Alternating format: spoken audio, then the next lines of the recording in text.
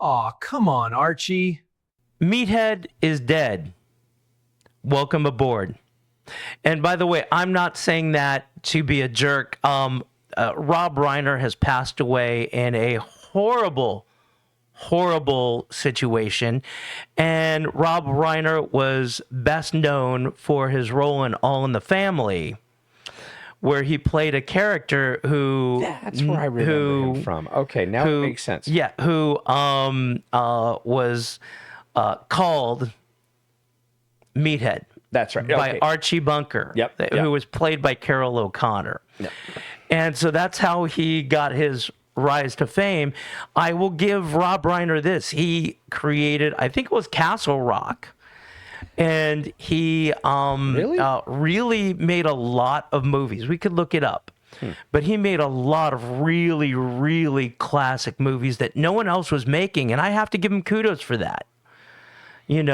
But here, let's pull up the story right now. Rob Reiner's son, Nick, is arrested after the director and his wife were found dead at their homes. So since you brought this story to me, I thought I'd let you start out. Well, actually, it's interesting. They kind of softballed it, but now the LA County sheriffs have gone straight in. They've revoked his bail. It was set at like $4 million, and now it's been revoked, which definitely tells me they are dang sure that he did it. From what I understand, I hadn't researched it a ton. It just kind of flew into my radar there, was that Nick had moved back into the house, made me kind of feel like maybe there was a reason that he had to move back in, and probably not financial, at least not all the way financial. And then apparently stabbed both his parents multiple times. Which it's stunning to me, because I could not imagine harming my parents. In fact, I've got the opposite point of view. It's your job as a kid to take care of your parents when they get so old they can't do it themselves. Yeah, absolutely. They gave you life. They raised you. They paid all this money to educate and raise you and do whatever they could.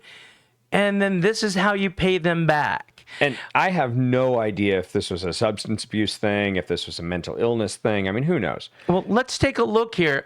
This is from AP. The 32-year-old son of Hollywood icon Rob Reiner was arrested on suspicion of murder and held without bail Monday in the stabbing deaths of his parents in their LA home, authorities said. The case will be given to prosecutors on Tuesday, which is tomorrow, as they consider formal charges against Nick Reiner, who was taken into custody hours after Rob Reiner and Michelle Singer Reiner were found dead. Police haven't said anything about a motive for the killing.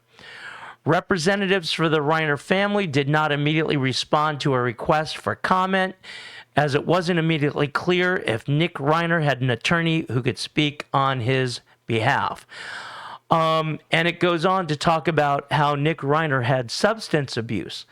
But I'm sorry, at a certain point, I don't care. You chose to put those drugs in you. Well, you know what's interesting about that? And I didn't read the substance abuse thing. The article I read was very cagey about it. Made it feel like there was probably a substance abuse problem and he was getting cleaned up again. But it didn't come out and say that.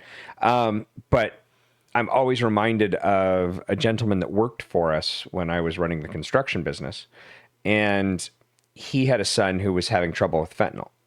And he pulls me aside one day and he says, listen, he's talking to me about his son and everything. And I was like, wow, this is rough, And he says, yeah, I've had to start recording my conversations and my dealings with my son just in case I'm found unalived. Wow. In the house someday. And I was like, that seems kind of strange. And he's, no. He said, that's the problem. This fentanyl does that and all this stuff. And this is a guy who was like he would try all the drugs apparently when he was younger and all this, and he'd gotten cleaned up and everything. And so he shows me these videos and his son is just sitting there kind of dozed off, kind of that. All of a sudden, the son just gets up, angry as can be, and starts threatening and going insane. And it was like, wow, that switch just gets flipped, you know? And that guy went from just kind of dozing and kind of like stoned kind of look, you know, that kind of happy pothead kind of falling asleep kind of look. And within like a split second, this guy's just ready for violence. Not to go off on a tangent, but that story alone makes me appreciate what President Trump is doing with these fentanyl boats coming across and just unaliving the carriers and turning them into mist on the high seas. I appreciate that because this is destroying our society. I really think China is looking back at their own history when a lot of their people were hooked on drugs during the opium wars and things opium like that. Dens, yeah. And the opium dens. And they're now doing that to us to be able to weaken us. And I think that the president is correct. There is a bit of controversy, though, with this that I wasn't aware of. That Trump said something, and you had said that it was on audio, but we can't find that. The you know how the news and media and everybody will twist everything to make it fit whatever they need to. And so, when I was looking at it, everything was a quote, everything was discussing it, but I couldn't find any physical writings. And this is what we found. This is from Truth Social. From President Trump. He put this out. I think this was today being Monday, December 15th. Yes, he did this morning. A very sad thing happened last night in Hollywood. Rob Reiner, a tortured and struggling but once very talented movie director and comedy star, has passed away. Okay, so he says it's a tragic thing, but he does get that little dig in there. Yeah. And, is that the nicest thing to do when you're talking about those who've passed on? No, but, I'm going to show you something in a little bit that kind of explains it. Together with his wife, Michelle, reportedly due to the anger he caused others through his massive, unyielding, and incurable affliction with a mind-crippling disease known as Trump derangement syndrome, sometimes referred to as TDS. Now, I'm a huge Trump supporter, you a little less so, but I will say this. I think the president is wrong in his assumption on this. I have no problem criticizing the president when I think he's wrong. Yeah. This wasn't about TDS. No. And there's a time and a place, and this isn't the time or the place, in my opinion. Yeah. And now, originally, when we kind of saw the story before we recorded this, it made it look like Trump was making fun of his death and everything like that. I mean, what do you think? Do you think this is as bad as we had seen? No, absolutely not. It's the news in that word. But, I mean, is it a little bad taste? Yeah. Is it bad taste for a New Yorker? Probably not. But... Yeah. I mean, you're right. There's a time and a place, and I think that the president should have just said, "Hey, Rob Reiner's passed away. It's a horrible thing. We send well wishes to his family, even though his family, his son Nick apparently is allegedly the person who unalived both his parents. But Trump does have somewhat of a point with the Trump derangement syndrome. Yes, but I just don't think this is the platform to put it out on. No, well, I don't know if it's a platform. I think it's bad timing. Yeah. Wait. Yeah. But I do want to bring this up.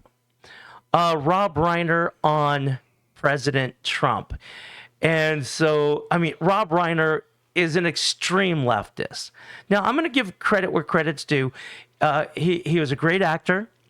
He brought out some great movies, and we can pull up what movies he did. I've heard the list before. I can't remember what it was, but just amazing movies. Mm-hmm. I will give him that. But I think Rob Reiner was suffering from Trump derangement syndrome. As we said before, it's not the time to bring it up. But I do want to play this little bit from Rob Reiner. Here we go. And go ahead and stop anytime you want. You have one candidate in Trump who actually tells you he's going to govern like an authoritarian. He says it. Yeah. It's not a mystery. And you've got to make a choice. At no point in time, to my awareness that I've ever seen, has Trump said, I'm going to govern as an authoritarian. He did make a joke during one interview. He said, look, I'm going to be a dictator for one day only. I'm going to seal the border. And there was one other thing he said, but by day 2, I'm not going to be a dictator. He was making a point. We need to seal the border. We need to deal with immigration or whatever else the other issue was. Be brutally honest, almost every president plays dictator on day 1 because they sign all those executive orders. You're telling me that those executive orders were thought through and written and carefully doctrined the day he got signed in? No. And those suckers were in waiting. And, I will say this about Trump. At the very least, I will say this about Trump. At least he actually signed the executive orders, unlike President Potato. Joe Biden. I'm sorry, that was a natural slip. Who what is it, like 75% or more? I got to look up the number. Of his executive orders and the things he signed were done by executive auto pen. I got to ask what auto pen is someday. Never really. We don't need to tackle it now, but I would really like to know. Long story short, it's a machine that can sign your name. But why? Well, that's a completely other thing. Yeah. I want to get back to Rob Reiner here. Yeah. He's calling him a authoritarian, which President Trump by far is not. Because if he was, he would ignore the Supreme Court. The military would go in and then overthrow. Yeah, this is ridiculous. You have to make a choice. Do we want fascism or do we want to continue the 248 years of self-rule? I want to point this out. We have never self-ruled. Never once. We're a friggin' republic. We don't self-rule. Yeah, a republic is where you elect representatives to represent you. A true democracy is where everybody votes on everything, and in a country our size, that's impossible. But this is what really gets me about fascism. If I ask people who invented capitalism, who's the godfather of capitalism, people would say Adam Smith. Who's the godfather philosopher of Marxism, socialism, communism? Karl Marx. If I said, who is the godfather philosopher of fascism, 99.9% of people don't know. I'm part of that, to be brutally honest. I don't know who you could attribute it to. Well, my gut reaction would say Mussolini, but I don't know that that's correct. Most people say Mussolini. The rest say Hitler. It was a guy that everybody knows named Giovanni Gentile, who you've never heard of. I think you must have mentioned him once, because I do recognize the name. I have said it too. Mussolini was a devout communist. He worked for a communist newspaper magazine called Avante. Giovanni Gentile was an avowed communist. They both looked at communism, and long story short, they said, it's not working. We want socialism to work.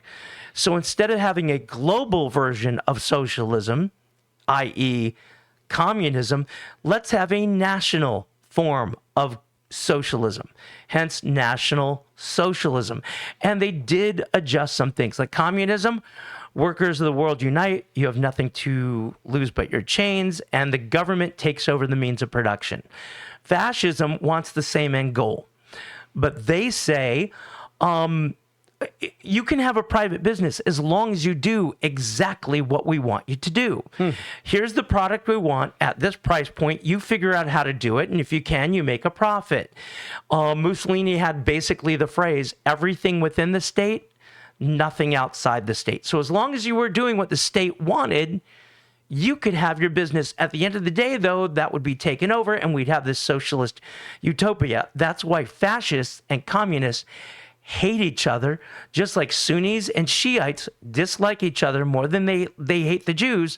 They're both going for the same followers, and that's why they hate each other. Okay. And fascism is not a right-wing ideology. It is a left-wing ideology. Please comment in our comments and tell me how wrong I am. By the way, you should also you should subscribe, and you should comment. And Jeremy, you were just telling me the other day how much you like talking about that. So how do you feel about people commenting, and subscribing? Go ahead.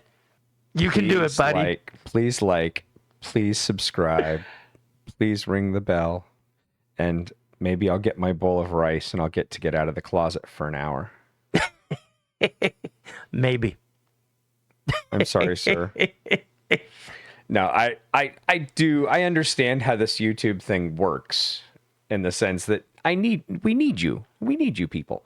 But understand, I do it because I want to do it. Yeah, we're not sitting here going, we want to be multimillionaires. We want to be the next I am Mr. definitely Beast. sitting here saying I'd love to be a multimillionaire. Me. But I'm more like that Jewish joke about the lottery ticket. But we've been doing this for years. We just haven't been doing it and recording it and putting it online. We do this because it's fun. But we would like to get to 100 subscribers. Right now, we're moving steadily towards 80. You should reach down and hit that button right now. It's a 45-minute drive to your house to do this. And not that I don't mind doing it, but I'd love to be able to have the gas money paid someday for it. All right, back to Rob Reiner. I'm Rob Reiner, and America, we've got a problem. We've been attacked by a foreign enemy power, and our president refuses to defend us. Okay, all right. I haven't seen this one before. I'm really curious what he's saying. This is just the beginning, and people have to understand our democracy is being taken away from us. Make no mistake, we have a year before this country becomes a full-on autocracy. All right, so I assume he's talking about the election. Yeah, he's talking about the election. So this is the one thing about extreme leftists like Rob Reiner. We need to save democracy. Well, from what? But hold on. Democracy? You know what? I have to say, though, I'm feeling a little bit more for Rob Reiner. I never really understood all this. I never connected all the dots like I should have, probably. But he was Meathead. And let's face it, Meathead was a bleeding heart liberal. Yes. I mean, at least he stayed on brand for, 50 years? Oh, absolutely. And actually, you know what? Rob Reiner, was probably more liberal, more extremist liberal than the character Meathead he played. Because, I mean, there were things that the character Meathead said that I agree with, like race shouldn't matter. You know, who cares if your neighbor's black, which I agree with. But the real human being, Rob Reiner, I'm sorry, he was an extremist. Mm-hmm.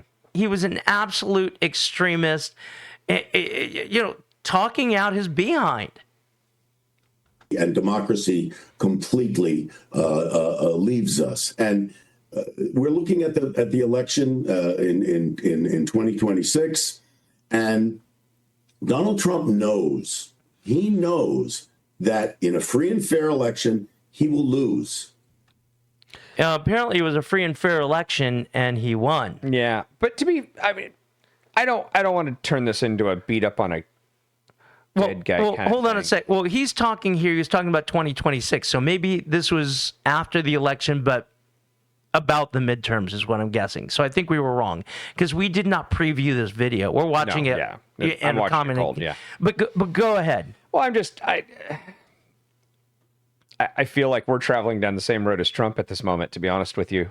It's like not the time. You're right. It's not the time. So let's move on. He will lose the House. The House will flip and will become into Democratic hands. People care about their pocketbook issues, the price of eggs. They care about their health care, and they should. Those are the things that directly affect them. And he's right. And inflation is down. I mean, the mass of inflation that happened under Joe Biden. That's true. That inflation is absolutely going down. Inflation is absolutely getting at least in the right area. I just happen to have this. Here we go. Grocery prices. If you look over here, well, I can't point. If you look at the left in the white background area, that was prices under Donald Trump. And you can see in the salmon colored area, those are the prices under Joe Biden. That was the mass inflation. And I like the fact that alcohol is trending down more than the rest. I noticed that. So Rob Reiner was wrong about the inflation. Looking over here, we're getting better at this. Yeah. This is actually your purchasing power. And if you look under Obama, your purchasing power was pretty low. Under Trump, it skyrocketed. Your dollar went farther, and you could see where it drops down, that's COVID. And it was skyrocketing up. It wasn't going up at an angle. It went vertical under Trump, and then you hit COVID, and of course it went down. But if you look at Biden, It actually spiked during COVID, looking at that. but under Biden, that's when it crashed. Oh, yeah. Yeah, Because absolutely. that's when Biden started printing money like it was worth something in just a couple years, and that just made the dollar crash with inflation. So Rob Reiner's wrong. So at the end Rob of the Reiner's dead. yeah, well, this at the end of the day, I think what happened to him is horrible. Well, and I think if it comes out, and it looks like it's leaning towards it, that it was a substance abuse issue with one of his sons, and that possibly there was an issue there. And maybe it was absolutely not what we think it is, but, armchair quarterback at this moment. Yeah, we have no clue. It just happened. Yeah. And if it was a substance abuse issue, if it was one of those problems, that just explains, that just proves that we have a major issue in this country. With drugs. And it needs to be addressed. It needs to be looked at. Those hard decisions need made. Somebody has to be the bad guy. Somebody has to stand up and say, no more. I talk to my students all the time, and I always have. And I will tell them, somewhere along the line, their quote unquote friend is going to say, hey, try this. It's fun. And the truth is, the first time it might be very fun. Mm-hmm. And the second time it might be fun. But by the 10th or 20th time, it's not because you want to do it. It's because your body's craving it. Yep. And I will say one story. When I was in high school, there was a girl named Veronica. Beautiful girl. And after high school, she wanted to become a hairdresser, but she went to a party and somebody offered her heroin, and she had never done it before. And she tried heroin once because that one time she OD'd and died. And this young, beautiful girl's life, which just was beginning, she was like 18, 19 when she unalived because of drugs, there's no coming back from that. And I know where she is buried at, and one of my bucket lists is to go there and get a headstone for her because she doesn't have one. And that's something I'd like to do. So I think the one takeaway we can take away from this is, if you know somebody who has a drug problem, do what you can to help them out. But if it's you that has a drug problem, you need to realize your problem. Yeah. And reach out and get help. And we give the sincerest condolences to the Reiner family. Yeah, we do. And with that, we'll see you at the next stop.